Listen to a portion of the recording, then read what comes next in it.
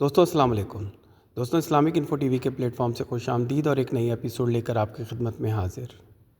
दोस्तों सबसे पहले वजारत ने जो ऐलानात किए हैं वो हम डिस्कस कर लेते हैं, लेकिन आखिर में एज़ यूजुअल जो हम हज की तैयारी का सिलसिला शुरू किया है तो स्लाइड्स भी हम लोग शामिल करेंगे जो काफ़ी इन्फॉर्मेटिव वीडियो होने वाली है। तो स्लाइड्स आप लोग ज़रूर देखिएगा क्योंकि हज की तैयारी बड़ी इम्पॉर्टेंट है, बड़ी ज़रूरी है। कल जो मैंने वीडियो डाली थी उसमें मैंने आप लोगों से पूछा था कि आप लोगों ने हज की तैयारी शुरू की है या नहीं की है। इसके अलावा हज अखराजात के हवाले से भी मैंने आप लोगों को अपडेट किया था। तो दोस्तों आप लोगों को सारा फोकस जो है जो फॉर्मेलिटीज़ हैं उन पर है, जिस पे मुझे बेतहाशा मैसेजेस आए कि वज़ारत को हज के अखराजात नहीं बढ़ाने चाहिए। बिल्कुल इस पे ज़ोर देना इसलिए ज़रूरी है क्योंकि ये माली मुशक्क़त है जो आप लोगों को अभी उठानी पड़ रही है और काफ़ी ज़्यादा अखराजात ऑलरेडी हैं। तो वज़ारत से हम अपील करते हैं इस्लामिक इन्फो टीवी के प्लेटफॉर्म से तमाम हाजी साहिबान के तवसत से कि वज़ारत जो हज पैकेज है वो 10,75,000 से ना बढ़ाए और 10,75,000 में मैनेज करने की कोशिश करे। लेकिन दोस्तों साथ ही साथ मैंने ये भी पूछा था कि आप लोगों ने हज की तैयारी शुरू की है या नहीं की है। तो इस हवाले से बिलाल रेहान साहिब हैं, उन्होंने मुझे अपडेट किया है कि हज की तैयारी शुरू कर दी है। इसके अलावा हमीदा यूसुफ साहिबा हैं मेरी बहन, उन्होंने भी कहा अल्हम्दुलिल्लाह हज की तैयारी कर रहे हैं। इसके अलावा और मेरे भाई अतीक साहब हैं जिन्होंने कहा कि इंशाल्लाह हम तैयारी शुरू कर दी है। तो दोस्तों आप लोग तैयारी बिल्कुल करके जाएं क्योंकि आप रहमान के मेहमान बनने जा रहे हैं। तो ज़रा शान से रहमान के सामने पेश हों और ज़रा फ़ख्र के साथ, कॉन्फिडेंस के साथ आप पेश हों। जब आपकी तैयारी अच्छी होती है तो कहीं भी आपने किसी चीज़ की भी तैयारी की होती है तो आप कॉन्फिडेंस के साथ उस जो मामले को अच्छे तरीके से अटेंड कर पाते हैं। तो इसी तरह हज 2025 के लिए भी आप लोग तैयारी करें। और जो मेरे बहन भाई तैयारी कर रहे हैं और हज की तैयारी शुरू करने का इरादा है या कर चुके हैं तो कमेंट में आके अपना ज़रूर बताइएगा। दोस्तों वज़ारत के तर्जुमान के मुताबिक 27 दिसंबर को दूसरी किस्त जमा कराने की आखिरी तारीख़ है। तारीख़ में तौसी का कोई इम्कान नहीं जो हमें ज़राए बता रहे हैं।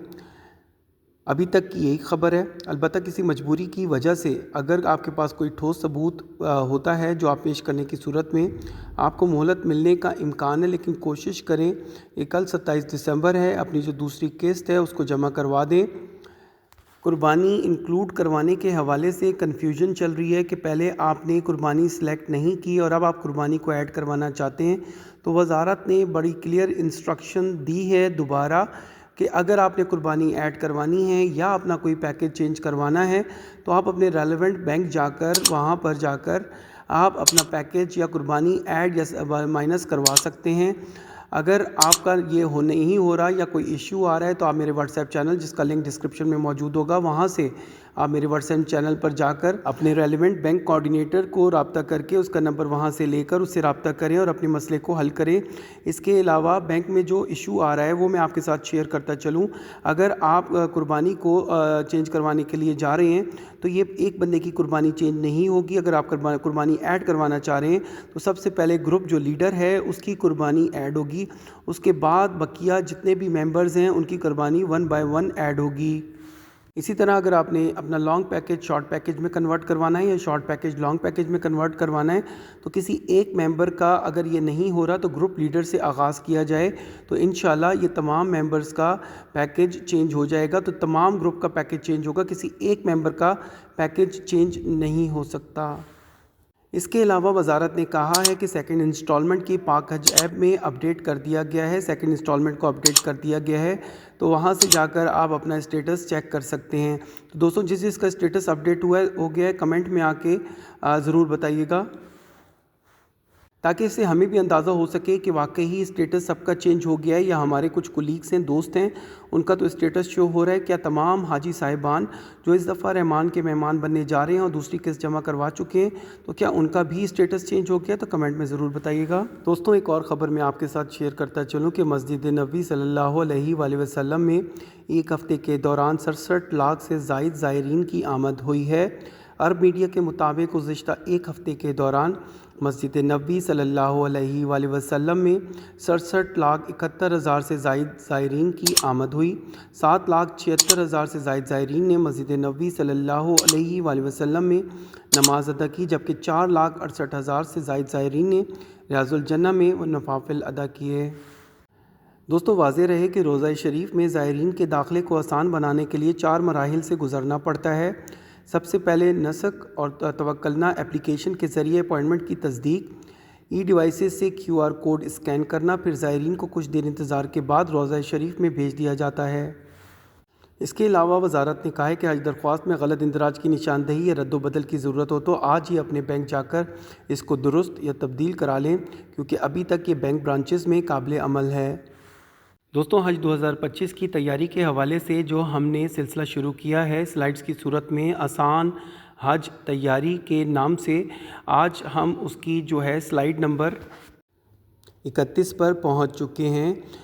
اس سے پہلے ہم نے دیکھا تھا کہ ہم جدہ ایئرپورٹ سے تھرو بس سفر کرتے ہوئے اپنی بلڈنگز میں پہنچ چکے تھے۔ بلڈنگز میں پہنچنے کے بعد کیا احتیاط آپ نے اپنانی تھیں یا کیا آپ کو چیزیں اپنے جو آپ کے ذہن میں ہونی چاہیے، کیا کرنا چاہیے، وہ میں نے آپ کو بتایا تھا۔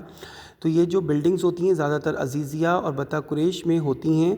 عزیزیہ اور بطہ قریش مکہ مکرمہ کے مشہور محلے ہیں جہاں حج کے دوران عازمین کو قیام کی سہولت فراہم کی جاتی ہے۔ ان میں عزیزیہ شیشہ اور بطہ قریش شامل ہیں، اور یہ تمام علاقے حدود حرم میں واقع ہیں، جو انہیں خاص طور پر اہم بناتے ہیں۔ ان علاقوں میں رہائش کے دوران تمام ضروری سہولیات دستیاب ہوتی ہیں، جیسے کہ کھانے پینے کا انتظام، مساجد اور روزمرہ کی دیگر ضروریات کا بندوبست۔ سرکاری حج اسکیم کے تحت عازمین کا مکمل قیام ان علاقوں میں ہوتا ہے، جبکہ پرائیویٹ حج اسکیم کے عازمین کا جزوی قیام یہاں ممکن ہے۔ سرکاری حج اسکیم کے عازمین کے لیے مسجد حرام تک پہنچنے کے لیے بس کی سہولت مہیا کی جاتی ہے، جو نہایت آرام دہ اور آسان ہے۔ تاہم پرائیویٹ حج اسکیم کے تحت آنے والے عازمین کو مسجد حرام تک جانے کا انتظام خود کرنا پڑ سکتا ہے، جو کبھی کبھار چیلنجنگ ہو سکتا ہے۔ ان محلات میں قیام کرنے والے عازمین کو حج کے دوران ان سہولیات سے بھرپور فائدہ اٹھانا چاہیے تاکہ ان کا وقت آسانی اور سکون سے گزر سکے۔ دوستوں یہ جو سلسلہ شروع کیا ہے آسان حج تیاری کے نام سے، تو اس کو آپ نے ضرور دیکھنا ہے۔ باقی آپ ویڈیو دیکھیں نہیں دیکھیں، آپ یقین کریں اگر آپ یہ 5 منٹ یا 10 منٹ اپنے پورے دن سے نکال کر یہ دیکھ لیتے ہیں تو at the end of the day جب آپ پاکستان سے فلائی کریں گے جدہ کے لیے یا مدینہ کے لیے تو یہ آپ کے لیے کافی ہیلپ فل ہوگا، کیونکہ عموماً دیکھا گیا ہے کہ حاجی بڑی غلطی کرتے ہیں۔ جب ان کو یاد دلایا جاتا ہے تو وہ وہاں پر یہ کہتے پائے جاتے ہیں کہ اللہ بڑا غفور الرحیم ہے، بخشنے والا ہے، وہ قبول کر لے گا۔ تو دوستوں یہ بھی دیکھا گیا کہ یوم عرفہ والے دن جب مکتب میں لوگ ہوتے ہیں تو خود بخود وہ اپنا اعلان کرنا شروع کر دیتے ہیں، اور ابھی عصر کا ٹائم ہی ہوتا ہے تو وہ مزدلفہ کے لیے روانہ ہو جاتے ہیں۔